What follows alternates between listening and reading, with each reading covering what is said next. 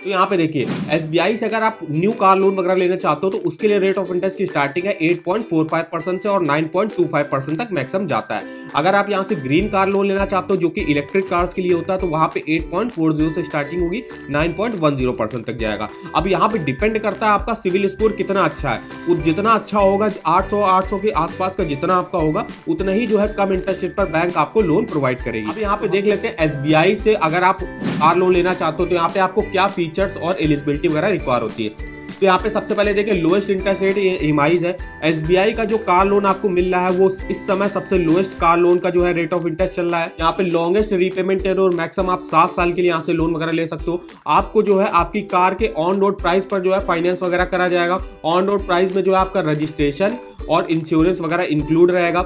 Interest calculate होगा on daily reducing balance है। और अब यहाँ पे कौन कौन सी देखिए कोई भी न्यू पैसेंजर कार वगैरह खरीदनी है, मल्टी यूटिलिटी व्हीकल खरीदनी है, एक्सयूवीज वगैरह खरीदनी है, उन सब के लिए आप यहाँ से कार लोन वगैरह ले सकते हो। आपको आपके ऑन रोड प्राइस का 90% तक जो है यहाँ पे एसबीआई आपको लोन प्रोवाइड करेगा। जैसे कि मारुति अल्टो में कि उसमें 10% आपको मिनिमम आपने डाउन पेमेंट कर दी जो कि 38,000 रुपए होगी और जितना भी लोन अमाउंट बनेगा वो आप एसबीआई बैंक से कार लोन वगैरह ले सकते हो। कोई भी एडवांस ईएमआई देने की आपको जरूरत नहीं। Optional SBI life insurance cover भी आपको मिल जाएगा। और एसबीआई में इस समय कार लोन में जो अगर आप कार लोन लेने जाते हो तो यहाँ पे प्रोसेसिंग फीस बिल्कुल नहीं है, कोई भी प्रोसेसिंग फीस आपको देने की जरूरत नहीं है। अब यहाँ पे एलिजिबिलिटी क्या रिक्वायर होती है वो देख लेते हैं। तो मिनिमम एज जो अप्लाई करने की है एसबीआई से कार लोन की वो 21 साल, मैक्सिमम 70 ईयर्स के लिए आप यहाँ से लोन वगैरह ले सकते हो।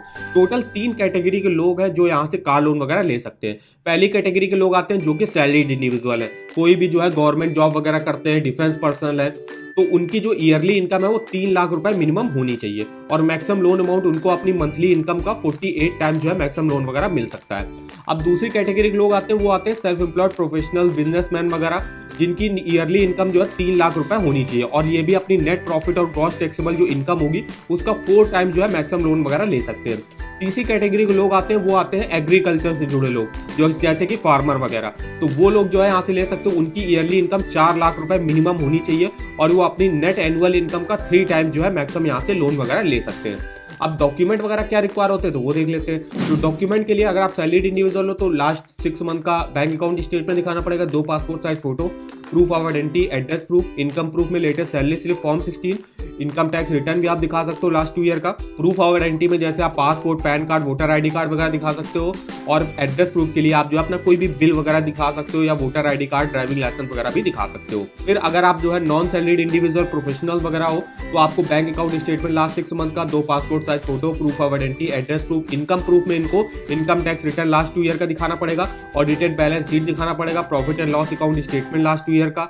और अगर आप कोई शॉप वगैरह चलाते हो तो shop and establishment act certificate, sales tax certificate, SSI registered certificate और कॉपी ऑफ पार्टनरशिप। अगर आप पार्टनरशिप फॉर्म वगैरह करते हो तो कॉपी ऑफ पार्टनरशिप फॉर्म वगैरह आपको दिखानी पड़ेगी।